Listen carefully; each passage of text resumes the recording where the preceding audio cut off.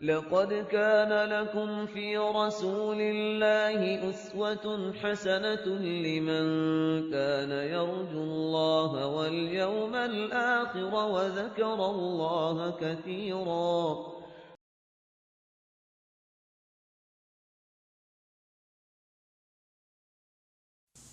نحمده ونصلي على رسوله الكريم اما بعد فاعوذ بالله من الشيطان الرجيم بسم الله الرحمن الرحيم رب اشرح لي صدري ويسر لي امري واحلل عقدة من لساني يفقهوا قولي. المجالس مجلسیں گیدرنگز. عن ابي هريرة قال قال رسول الله صلى الله عليه وسلم ما من قوم يقومون من مجلس لا يذكرون الله فيه إلا قاموا عن مثل جيفة حمار وكان لهم حسرة. رواہ ابو داود کتاب الادب. سیدنا ابو ہریرہ رضی اللہ عنہ سے روایت ہے کہ رسول اللہ صلی اللہ علیہ وسلم نے فرمایا، جو لوگ کسی مجلس سے اللہ تعالیٰ کا ذکر کیے بغیر اٹھ جاتے ہیں تو وہ ایسے ہیں جیسے کسی مردار گدھے کے پاس سے اٹھیں، اور یہ مجلس ان کے لیے حسرت کا باعث ہوگی. یہ کون سی مجلسیں ہوتی ہیں؟ جہاں اللہ کا ذکر ہوتا ہی نہیں. یہ مجلسیں گھر میں بھی ہو سکتی ہیں، ایون خود گھر والوں کی باہم مجلس، ماں باپ اور بچوں کے ساتھ، فیملی، خاندان، ہمسائے، رشتہ داروں کے بیچ میں بیٹھ کے باتیں کہ جس میں اول سے آخر تک دنیا ہو اور اس میں کوئی اللہ کی بات نہ ہو، کوئی رسول کی بات نہ ہو. مثلا گانے بجانے کی مجلس، بعض اوقات قصے کہانیوں کی ایسی مجلسیں، یا ٹیلی ویژن کے آگے بیٹھ کر صرف آپ دیکھ رہے ہیں کچھ کبھی کچھ اور چینل پہ چینل بدلتے جا رہے ہیں، اور کہیں بھی کوئی اللہ کا نام اور ذکر نہیں، اور بیٹھ کے اس پہ تبصرے کر رہے ہیں یا نیوز سن رہے ہیں اور صرف دنیا کی باتیں ہو رہی ہیں اور تبصرے ہو رہے ہیں دنیا بھر کی سیاست پر، اور کوئی اللہ کا ذکر نہیں، کوئی ایسی بات نہیں. تو کوئی بھی ایسی چیز ہم میں سے ہر شخص نوٹس کر سکتا ہے، کیونکہ حدیث بہت سخت ہے کہ کوئی مجلس جس میں سے انسان اٹھ جائے اللہ کا ذکر کیے بغیر، وہ ایسا ہی ہے جیسے مردار گدھے پر سے اٹھنا.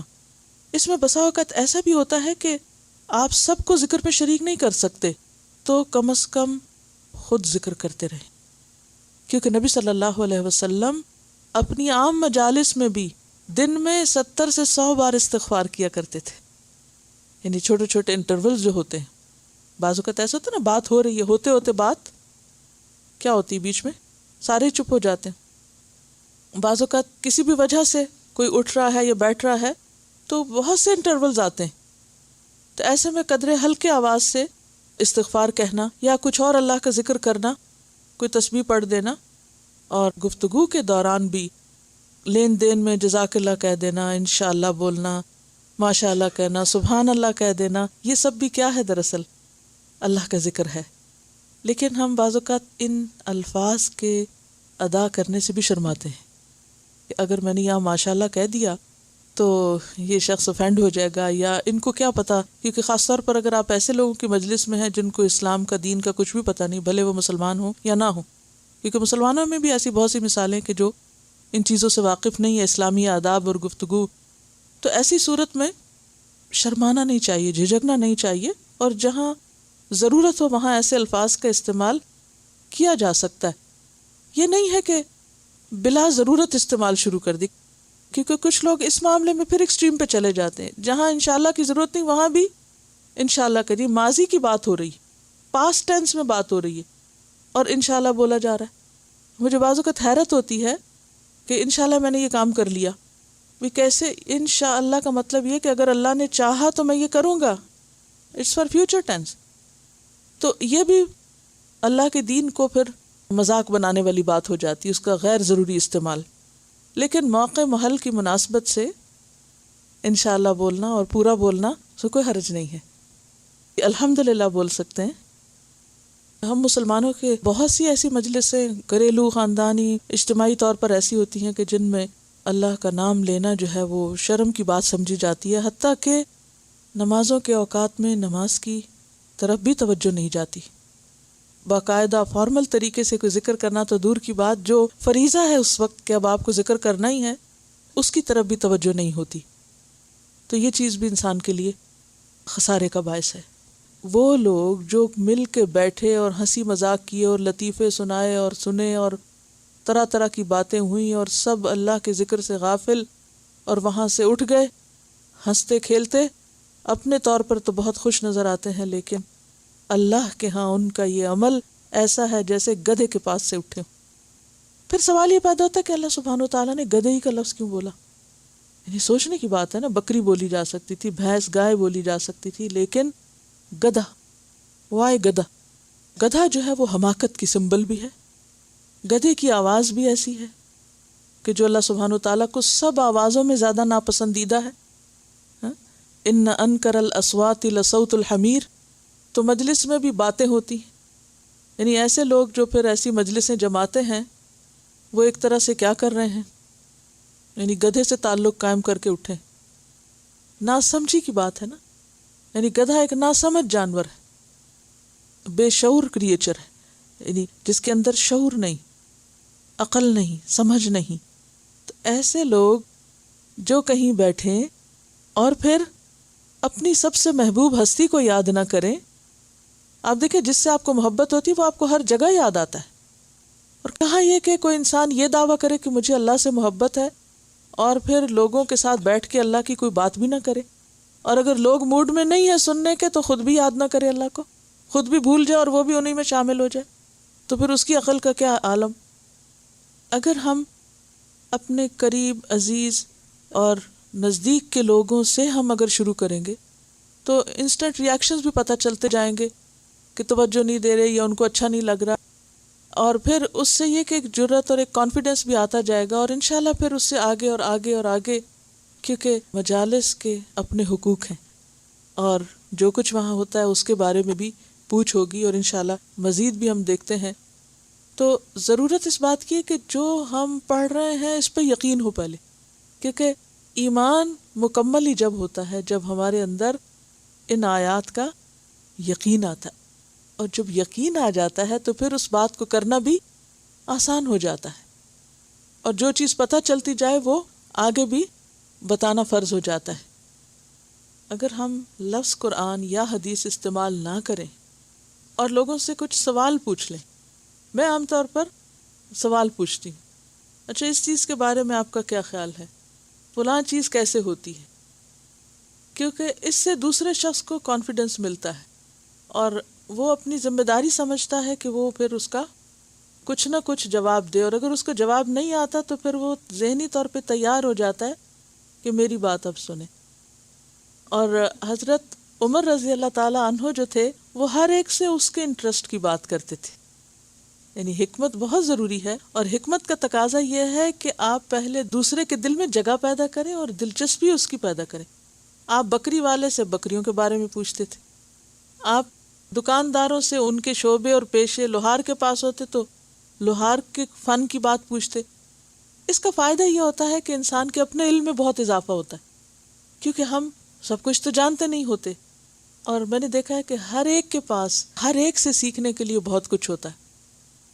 ایک میرے پاس خاتون ہوتی تھی تو بالکل پڑھی ہوئی نہیں تھی، اور بچپن میں یتیم ہو گئی اور بہت چھوٹے، اور اس کے رشتہ داروں نے اس کو پالا، تو جب کبھی میں فارغ ہوتی اور وہ تھوڑا پاؤں وغیرہ پہ مساج کرتی تو اس کو بہت اچھا لگتا تھا باتیں کرنے، کیونکہ میں اس کی باتیں اس سے بہت پوچھتی تھی، اس سے تو میں اس سے پوچھتی رہتی، اور وہ ایک واقعہ کئی دفعہ بھی بتاتی رہتی تھی اور میں اتنی توجہ سے سنتی رہتی۔ اس سے میں نے اتنا کچھ سیکھا کہ مخصوص علاقوں کا ماحول کیسا ہوتا ہے، لوگ کیسے کیسے ظلم کرتے ہیں، کیسے کیسے دھوکے دیتے ہیں، کیسی کیسی جہالت ہے مختلف لوگوں کے اندر، حرص کی کیسی کیسی قسمیں ہیں، اور ان کی اصلاح کے لیے کیا طریقے اختیار کیے جا سکتے ہیں، ان تک ریچ کیسے ہو سکتی ہے۔ تو الحمدللہ وہ بیٹھے بیٹھے اپنے پورے علاقے کا ایسا نقشہ کھینچ دیتی تھی کہ شاید میں خود بھی وہاں نہ پہنچ کے دیکھ سکوں، کیونکہ پہنچنے کا موقع نہیں ہوتا۔ اور اس سے یہ بھی ہوتا ہے کہ جب آپ ہر ایک کو اہمیت دیتے ہیں نا، یعنی غریب سے غریب انسان کو، جاہل سے جاہل انسان کو جب آپ توجہ دیتے ہیں، محبت دیتے ہیں، اہمیت دیتے ہیں، تو اس کا فائدہ کیا ہوتا ہے کہ وہ آپ کی بھی سنتا ہے اور پھر بہت اچھی طرح مانتا بھی ہے۔ جب ہم صرف حکم چلانے لگتے ہیں یا صرف سنانے ہی چاہتے ہیں تو اس سے بعض اوقات لوگ اوفینڈ ہو جاتے ہیں.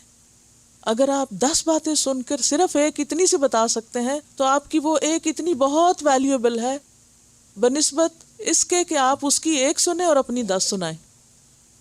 تو اس طرح کے بھی طریقے ہمیں آنے چاہیے کہ جس سے ہم لوگوں کی دلداری کر سکیں. ٹھیک ہے. اور یہ باتیں انسان کہاں سے سیکھ سکتا ہے؟ نبی صلی اللہ علیہ وسلم کے اسوہ حسنہ سے، صحابہ کرام کی سیرت سے کہ وہ کس طرح کے معاملے کیا کرتے تھے لوگوں کے ساتھ. وَكَانَ لَهُمْ، اور ہوگی وہ ان کے لیے کیا چیز؟ وہ مجلس، حسرتاً، حسرت کا سبب. حسرت کیا ہوتی ہے؟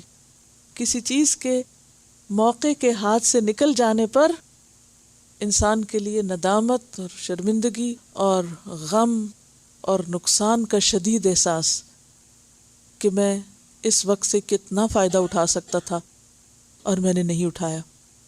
اب دیکھیں کہ یہ دنیا میں ہم ہر وقت ایک کاروبار کر رہے ہیں.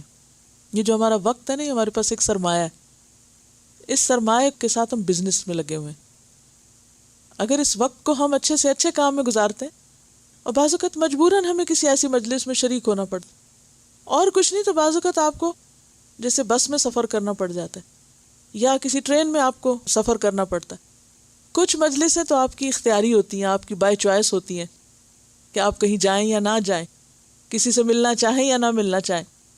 لیکن کچھ مجالس میں آپ کا کوئی اختیار نہیں ہوتا.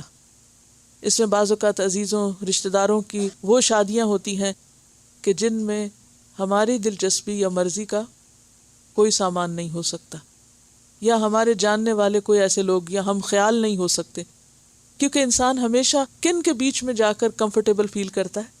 اپنے جیسے لوگوں کے بیچ میں. اسی لیے لوگ جب جاتے بھی ہیں ایسی مجلسوں میں تو فوراً اپنے جیسوں کو ڈھونڈ کے انہی کے ساتھ ساتھ اکٹھے ہو کے بیٹھ جاتے ہیں. ایک لحاظ سے اپنے لیے تو کمفرٹیبل ہوتا ہے، لیکن میک شور کہ آپ ہر طرح کے لوگوں سے ملیں. یعنی جب بھی کسی مجلس میں جائیں تو ان سے بھی ملیں جن کو آپ جانتے ہیں، ان سے بھی جا کے خود ملیں جن کو آپ نہیں جانتے. کیونکہ نبی صلی اللہ علیہ وسلم نے کیا حکم دیا؟ خوب سلام کو عام کرو. ان کو بھی سلام کرو جن کو جانتے ہو، ان کو بھی کرو جن کو نہیں جانتے. تو جب آپ ہر ایک کے لیے دل میں اچھا رکھیں گے تو انشاءاللہ اس کی خوشی بھی آپ کو ملے گی، یعنی اس کا انسٹنٹ ریوارڈ بھی آپ ہی کی طرف لوٹے گا.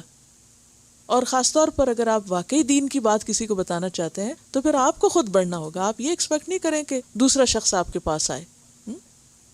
اور عموماً ہمارے ہاں شادیاں یا ایسی گیدرنگز جو ہیں وہ بہت زیادہ دکھاوے کا ذریعہ بن گئی ہیں، یا یہ کہ ایسے کام بہت کثرت سے ہونے لگ گئے کہ جن میں اللہ کی ناراضگی کا سامان ہوتا ہے. تو اس میں بہت دل کڑھتا بھی ہے اور دل لگتا بھی نہیں، اور ان کو بسا اوقات فوری طور پر چھوڑنا بھی بہت زیادہ مشکل ہو جاتا ہے. تو ایسی صورت میں انسان حسب حال فیصلہ کر سکتا ہے کہ کسی ایسی مجلس میں شریک ہونا کتنا لازم ہے آپ پر. 2 طرح کے لوگ ہوتے ہیں جو آپ کو دعوت دیتے ہیں. ایک ہوتے ہیں جو آپ کے دوست ہیں، رشتہ دار ہیں، جان پہچان کے لوگ ہیں. میرے خیال میں جن لوگوں سے ہماری رشتہ داری ہے ان سے ہمارے ٹرمز اتنے تو اچھے ہونے چاہیے کہ ہم ان کو وقتاً فوقتاً کوئی اچھا مشورہ دے سکیں، یا نہیں، بھلے وہ مانے یا نہ مانے، پیار سے، محبت سے. اور اگر ہم اس لیول پہ ابھی نہیں پہنچے کہ ہم انہیں کوئی مشورہ دیں، یا یہ کہ وہ ہمیں کچھ نہیں سمجھتے کہ ہمارے مشورے کو کچھ سمجھیں، تو ایسی صورت میں پھر آپ پیار سے، محبت سے معذرت کر سکتے ہیں. یا یہ کہ ارلی جا کر ارلی واپس آ سکتے ہیں، یا پھر یہ کہ دیر سے جا کے آ سکتے ہیں واپس، یا یہ کہ آپ جا کر ان کو بتا سکتے ہیں کہ آپ کو تو معلوم ہے کہ میرے لیے ایسی جگہوں پہ بیٹھنا مشکل ہے، تو میں چونکہ آپ کے لیے خوشی کا موقع ہے تو یہ جو بھی کوئی گفٹ ہو یا اس مناسبت سے آپ کی ذمہ داری بنتی ہو وہ اپنی ذمہ داری پوری کریں اور اجازت لے کر واپس آ جائیں. لیکن ایک بات یاد رکھیے کہ کسی مجلس کے اندر بیٹھ کر کوئی ایسا کام کرنا کہ جس سے لوگوں کے اندر ایک نیگیٹو ری ایکشن پیدا ہو جائے اور الٹا دین بدنام ہونے لگے، اس سے بچنے کی ضرورت ہے. کیونکہ ادعو الی سبیل ربک بالحکمت والموعظۃ الحسنۃ وجادلہم باللتی ہی احسن. کہ اگر جھگڑا بھی کرنا ہے تو بھی خوبصورت طریقے سے ہو، کہیں آرگیومنٹ ہے یا کوئی بحث بھی ہو گئی تو بھی اس میں خوبصورتی ہو، اور چھوڑنا بھی ہو کسی کو تو وَاہْجُرْهُمْ حَجْرًا جَمِيلًا، چپکے سے ایک طرف ہو جائیں، اور نصیحت اور سمجھانے کا وقت جو ہے وہ کوئی اور رکھے. کیونکہ اگر اس وقت آپ نے بہت غصے کا اظہار شروع کر دیا تو کیا ہوگا؟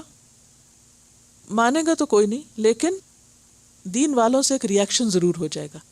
یا لوگ عموماً کیا کہتے ہیں کہ یہ اب چونکہ دین میں آ گئے ہیں لہٰذا ان کا سر پھر گیا، اور اب یہ روڈ ہو گئے، اب یہ اپنے آپ کو بڑی چیز سمجھنے لگے. یہ تاثر نہ دیں. عاجزی اور انکساری اللہ کو بھی پسند ہے، اور بندوں کے لیے بھی عاجزی انکساری ہی ہونی چاہیے. خواہ آپ نصیحت کر رہے ہوں یا سن رہے ہوں، دونوں مواقع پر ہمبل رہیں اور احسن طریقہ اختیار کریں. اور اپنی طرف سے اگر آپ احسن اختیار کریں گے تو پھر اللہ تعالیٰ اس نتیجے کو بھی انشاءاللہ احسن کر دے گا. لیکن یہ یاد رہے کہ ایسی جگہوں پر مستقل طور پر ڈیرا جما کے بیٹھ جانا اور پھر آہستہ آہستہ انجوائے کرنے لگنا اور پھر وہ رنگ لے کے اٹھنا ایسا ہی ہے جیسے مرے ہوئے گدھے سے اٹھنا ہے. آپ دیکھیں کہ گندے ماحول سے جب انسان لوٹتا ہے نا تو کپڑوں سے، جسم سے، اپنے ہاتھوں سے، ہر چیز سے اسمیل آتی، یعنی اس ماحول کا اثر لازمن ہوتا ہے. اور کچھ نہیں تو باہر نکل کے آپ بھی انکانشیسلی وہی گنگنانے لگتے ہیں جو آپ کو سنوایا جاتا ہے، یعنی آپ کو پتہ بھی نہیں چلتا کہ آپ کیا منہ پہ لے کے آ گئے. تو ایسی صورت میں وہ لوگ جو آپ کے رشتہ دار جان پہچان کے ہیں وہاں پر تو آپ مختلف اسٹریٹجی اختیار کریں گے، اور وہ لوگ جو آپ کے جان پہچان کے ہیں ہی نہیں، یا آپ کے اوپر کوئی obligation نہیں یا کوئی ذمہ داری نہیں، تو وہاں کی تفصیل معلوم کر کے آپ بہت پیار سے معذرت کر دیں. ان کا سوال یہ ہے کہ بعض اوقات ہم کچھ پڑھ رہے ہوتے ہیں اور اتنے میں کوئی باہر سے لوگ آ جاتے ہیں، اور اس وقت کیا ہم پڑھنا چھوڑ دیں؟ کیونکہ اگر ہم پڑھتے رہیں گے تو ان کو برا لگے گا. تو بات یہ ہے کہ دو طرح کے وزٹرز ہوتے ہیں نا، ایک تو ریگولر ہوتے ہیں جیسے ہمارے رشتہ دار وغیرہ ہوتے ہیں، اور بعض لوگ ایسے ہوتے ہیں جو کبھی کبھاری آتے ہیں. تو ویسے تو اصول یہی ہے کہ جس کے بھی گھر جائیں اجازت لے کے، اطلاع دے کے جانا چاہیے اور وقت لے کے، تاکہ دوسرے کو زحمت نہ ہو. لیکن اگر کوئی اچانک آ جائے تو پھر یہ دیکھا جا سکتا ہے کہ اس کی ضرورت کیا ہے. اگر تو اس کے پاس وقت ہے تو آپ اس کو اپنی پڑھائی میں ساتھ شریک کر لیں اور اسے بتا دیں بہت نارمل طریقے سے کہ ہم یہ کر رہے ہیں، آپ بھی آ جائیں. اور اگر اس کے پاس وقت کم ہو یا آپ دیکھیں کہ اس کے لیے بیٹھنا مشکل ہے تو اس کو اٹینڈ کر کے پھر اپنا پڑھ لیں. ہم سب گھر میں جیسے کام کر رہے ہوتے ہیں تو بعض اوقات کوئی رشتہ دار آ جاتا ہے تو ہم اس کو بھی شریک کر لیتے ہیں. جیسے کوکنگ کر رہے ہیں تو ہم اس کو کچن میں لے جاتے ہیں، اور تم بھی یہاں بیٹھ جاؤ، اور آپ ساتھ ساتھ کوکنگ کر رہے ہیں، ساتھ ساتھ اس سے بات کر رہے ہیں، یا کوئی اور کام کر رہے ہیں تو اپنی اس ایکٹیویٹی میں اس کو شریک کر لیتے ہیں. تو اسی طرح علمی ایکٹیویٹی میں پیار سے شریک کر لیں تو انشاءاللہ تعالی مشکل نہیں ہوگی. ان ابی ہریرہ رضی اللہ عنہ عن النبی صلی اللہ علیہ وسلم قال ما جلس قوم مجلسا لم يذكروا الله فيه ولم يصلوا على نبيهم الا كان عليهم ترة فإن شاء عذبهم وإن شاء غفر لهم. رواہ الترمذی.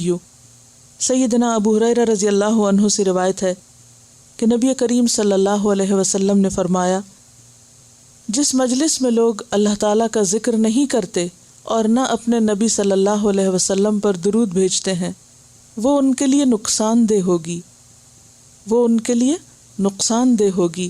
پھر اگر اللہ چاہے تو ان کو عذاب دے اور چاہے تو بخش دے. یعنی یہ بات معمولی بات نہیں ہے کہ ہم جہاں چاہیں ذکر کریں اور جہاں چاہیں نہ کریں، اور جہاں اور کر رہے ہیں وہاں ہم بھی کر لیں، اور جہاں کوئی نہیں کر رہا وہاں شرما جائیں. ہمیں شعوری اور غیر شعوری دونوں طرح ہر موقع اور ہر مقام پر اللہ کا ذکر کرتے رہنا ہے، اور اسی طرح درود شریف بھی پڑھتے رہنا ہے. اور یہ جو ترتن کا لفظ ہے یہ نقصان کے لیے آتا ہے کہ وہ اس کمی کو جو اس مجلس میں اللہ کا ذکر نہ کرنے کی وجہ سے ہوئی کسی دوسری طرح پورا نہ کر سکے گا. کوئی اور چیز اس کے بدلے میں ہو ہی نہیں سکتی. تو اس لیے کس قدر ضروری ہے کہ ہم ہر موقع پر حسب استطاعت کچھ نہ کچھ اللہ کا ذکر ضرور کریں. کیا آپ کو معلوم ہے کہ سب سے بڑا بخیل کون ہوتا ہے؟ جب آپ کا ذکر کیا جائے تو وہ آپ پر درود نہ بھیجے۔ کیا ہونٹ ہلائے بغیر، زبان ہلائے بغیر بھی درود بھیجا جا سکتا ہے؟ دل میں آپ سوچیں گے بھی تو پوری طرح کنسنٹریٹ نہیں کر سکیں گے جب تک آپ کی زبان ساتھ نہیں دے گی۔ یہ چھوٹے چھوٹے مواقع ہوتے ہیں جن سے فائدہ اٹھا سکتے ہیں۔ اور ایک دفعہ درود شریف پڑھنے کا فائدہ کیا ہے؟ 10 رحمتوں کا نازل ہونا۔ تو اگر ہم اس وقت کو، چاہے ہم اپنے کاغذ قلم بھی اٹھا رہے ہیں، رکھ رہے ہیں، اور ساتھ ہم اگر اس وقت کا فائدہ اٹھائیں تو اپنے ہی لیے فائدہ اٹھا رہے ہیں، 10 رحمتیں آ رہی ہیں، اور اگر محروم کرتے ہیں تو خود ہی کو کر رہے ہیں۔ عن ابن مسعود قال كان النبي صلی اللہ علیہ وسلم يتخولنا بالموعظة في الأيام كراهة السآمة علينا، رواہ البخاری کتاب العلم۔ سیدنا ابن مسعود رضی اللہ عنہ سے روایت ہے کہ نبی کریم صلی اللہ علیہ وسلم ہمیں نصیحت فرمانے کے لیے کچھ دن مقرر کر دیتے تھے، اس ڈر سے کہ ہم کہیں اکتا نہ جائیں۔ ابن مسعود کون ہے؟ ان کا پورا نام کیا ہے؟ عبداللہ ابن مسعود۔ عبداللہ بن مسعود راوی ہیں، اور وہ کہتے ہیں کہ نبی صلی اللہ علیہ وسلم کانا یتخولنا، یتخولنا کا لفظ خال یخولو سے ہے۔ خال یخولو کا مطلب ہوتا ہے نگہبانی کرنا، تدبیر امور کرنا، کسی چیز کا خیال رکھنا، اسی سے لفظ خالہ ہے۔ خالہ آنٹی، تو خالہ بھی کیا کرتی ہے، یا خالہ کا کیا کردار ہے، یا کیا کردار ہونا چاہیے؟ اس کے بارے میں حدیث معلوم ہے آپ کو؟ الخالۃ بمنزلۃ الام، خالہ ماں کے قائم مقام ہوتی ہے، ماں کی جگہ ہوتی ہے۔ کیوں؟ اس لیے کہ وہ ماں کی طرح بچوں کا خیال رکھتی ہے، تو اسی سے مذکر ہے خال، ماموں۔ اور اردو میں بھی آپ دیکھیں کہ ماں منہ، کیا مطلب بنے گا؟ ماموں کا معنی کیا بنے گا؟ ماں منہ، ماں جیسا، یعنی ماں والا منہ، یعنی جیسی میری ماں کی شکل ہے یا جیسی میری ماں ہے ویسا ہی ہے یہ، یعنی جو کیئر اور محبت اور شفقت ماں سے ملتی ہے ویسی ہی ماموں سے ملتی ہے۔ لیکن ہم نے ہر ایک کو آنٹی اور انکل بنا کے محبت کے ان رشتوں میں جو ایک چاشنی تھی اور ایک رس تھا وہ ختم کر دیا۔ بہرحال تو خالہ یخولو کا لفظی معنی ہوتا ہے نگہبانی کرنا، کسی چیز کا خیال رکھنا، اور یتخولنا اسی سے ہے باب تفاعل پر، بھلائی معلوم کرنا، نگہبانی کرنا۔ تو نبی صلی اللہ علیہ وسلم ہماری نگہبانی کرتے تھے، یعنی ہمارا خیال کرتے تھے، ہماری کیئر کرتے تھے، ہماری نگرانی نگہبانی کرتے، دیکھ بھال کرتے، اس بات کا خیال رکھتے کہ ہمیں کیا چیز سوٹ کرتی ہے، کیا نہیں کرتی، کیا چیز ہمارے فائدے کی ہے، کیا نہیں۔ اسی وجہ سے، اور یہ کس معاملے میں ہوتا؟ بالموعظتی، نصیحت کے معاملے میں بھی۔ نصیحت انسان کے لیے ایسی ہی ضروری ہے جیسے انسان کے لیے غذا ضروری ہے۔ تو جیسے ایک ماں اپنے بچے کی صحت کی حفاظت کے لیے کیا کرتی ہے، اسے کھلاتی ہے، اور بعض اوقات زبردستی کھلاتی ہے۔ تو اسی طرح روحانی صحت کے لیے، ایمانی صحت کے لیے کیا ضروری ہے؟ نصیحت۔ اب آپ دیکھیے کہ جیسے ایک ماں اپنے بچے کی غذا کا جب خیال رکھتی ہے تو وقت بے وقت نہیں کھلاتی، وقت پر کھلاتی ہے، صحیح غذا دیتی ہے، اور نگرانی رکھتی ہے کہ بچے نے کیا کھایا اور کیا نہیں کھایا، اور کب کھایا، اور کب اسے کھلانا چاہیے اور کب نہیں کھلانا چاہیے۔ تو نبی صلی اللہ علیہ وسلم تو ماں تو کیا اور باپ کیا اور دنیا بھر کے سارے انسان، ان سب سے بڑھ کر مومنوں کے لیے زیادہ خیر خواہ ہیں۔ النبی اولا بالمؤمنین من انفسہم، حتیٰ کہ ہمارے لیے ہماری جان سے بھی بڑھ کر ہمارے خیر خواہ اور ہمارے مہربان ہیں۔ تو وہ نصیحت کے معاملے میں بھی خیال رکھتے تھے، کتنی نصیحت کرنی ہے، کب کرنی ہے، کیسے کرنی ہے، کیوں؟ تاکہ وہ فائدہ مند ہو. بے وقت کی زیادہ یا کم نصیحت یہ سب چیزیں فائدے کی بجائے نقصان دے سکتی ہیں. تو کان النبی صلی اللہ علیہ وسلم یتخولنا بالموعظۃ. اب یہاں جو ترجمہ کیا ہوا ہے کہ کچھ دن مقرر کر دیتے، یہ بہت دور کا ترجمہ ہے. اصل میں اردو میں یتخول کا معنی کچھ سمجھ ہی نہیں آتا کہ کرے کیا انسان. یعنی لفظی معنی اس کا بنتا ہے ہماری بھلائی معلوم کرتے تھے نصیحت کے معاملے میں. کیا بھلائی معلوم کرتے کہ کتنی، کیسی، کہاں، کب، کیا چیز فائدہ دے گی. تو اس لیے وہ اوقات مقرر کرتے اور ہماری نفسیات، ضروریات اور حالات کے اعتبار سے ہمیں نصیحت کیا کرتے تھے. کراہتا، ناپسندیدگی کی وجہ سے، یعنی آپ اس بات کو ناپسند کرتے. السآمتی، سآمہ کا لفظ جو ہے یہ بوریت کے لیے آتا ہے، ملول ہونا، اکتانا، کہ ہم کہیں اکتا نہ جائیں. علینا، ہم پر اکتاہٹ کے ڈر سے کہ کہیں ہم اکتا نہ جائیں، آپ بہت دھیان رکھ کے، خیال رکھ کے نصیحت کیا کرتے تھے.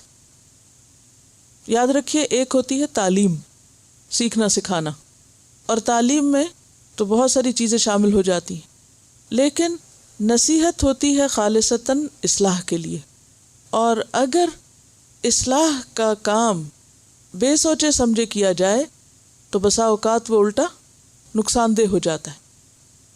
اگر ہر روز آپ اپنے بچوں کو نصیحت شروع کر دیں، اٹھتے بیٹھتے نصیحتیں کرنے لگیں، وقت بے وقت کرنے لگیں اور لمبی لمبی نصیحتیں کرنے لگیں، تو نتیجہ کیا ہوتا ہے؟ اکتا جاتے ہیں، گھبرا جاتے ہیں. تو نبی صلی اللہ علیہ وسلم نے نصیحتوں کو بے قدر نہیں کیا، بلکہ ضرورت کے مطابق کیا، کہ جب لینے والے دل لینے کے لیے تیار تھے. مثلاً اگر آپ اپنے پودوں کو ہر روز بھر بھر کے پانی ڈالنا شروع کر دیں تو ان غریبوں کا حال کیا ہوگا؟ گل سڑ جائیں گے. لیکن جب آپ دیکھتے ہیں کہ ان کی مٹی خشک ہوتی ہے اور اس وقت آپ پانی ڈالتے ہیں اور مناسب ڈالتے ہیں اور دھیان سے ڈالتے ہیں اور اسپرنکل کر کے ڈالتے ہیں، تو یہ کیا ہے؟ یہ تخول ہے. جیسے ایک مالی باغ کی نگہبانی کرتا ہے، حفاظت کرتا ہے، تدبیر امور کیا ہے؟ کہ پلاننگ کے ساتھ ضرورت کے مطابق اس کو واٹرنگ کرتا ہے. تو یہ چیز پودوں کو بڑھنے، پھلنے، پھولنے اور نشو و نما پانے میں مددگار ہوگی. تو اسی طرح انسانی شخصیت کو، ہیومن پرسنالٹی کو نکھارنے کے لیے، خوبصورت بنانے کے لیے موضوع، وقت اور موقع کی مناسبت سے نصیحت کرنا فائدہ مند ہوگا. اور یہی نبی صلی اللہ علیہ وسلم کی سنت تھی. اگلی حدیث ہے وآخر دعوانا ان الحمد للہ رب العالمین. سبحانک اللہم وبحمدک اشہد ان لا الہ الا انت استغفرک واتوب الیک. والسلام علیکم ورحمۃ اللہ وبرکاتہ.